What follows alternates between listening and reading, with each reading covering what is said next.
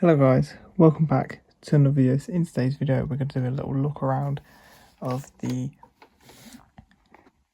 EE/BT Smart Hub Plus. So I've done the same video with the normal Smart Hub, but this is the Plus. So this one has a Wi-Fi 6 and can support quite a lot of devices connected. So you see the EE logo is here. No EE branding in it though, but that lights up when it's plugged in.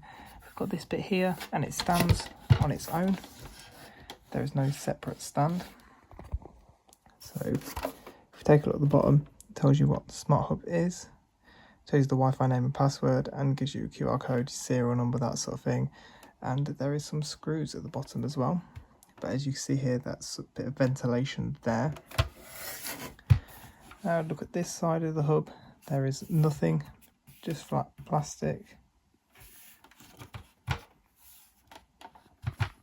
And on this side, there's a WPS button.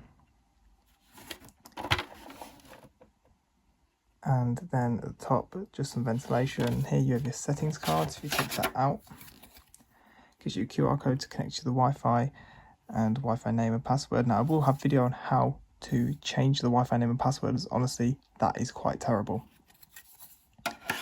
Slot that back in. So you've got your broadband connection there. So this is if you have a regular phone socket in your house. Now if you have full fibre, you'll have a little box on the wall where an Ethernet cable comes out of that and goes to this one port. Next to that we have this green phone port. This is if you have VoIP, which is voice over IP. So instead of you plugging your landline into your telephone socket, you plug it into the back of the router here. Then we have 4 yellow Ethernet ports. These are all gigabit to connect to other devices wired instead of using the Wi-Fi. There's your one port, which we just spoke about. Then a USB 3.0 port, which you can use to plug like a USB stick or a hard drive into it to share the files on that over your network. I'll also make a video on that. That is where the power plugs in right there. Then you have your power on and off button and your reset pin. You put a little pin in there, hold it down to reset the router. So yeah, thank you guys for watching. I'll have multiple more videos on this. Hope you guys enjoyed. I hope you guys come back for the next one. Bye.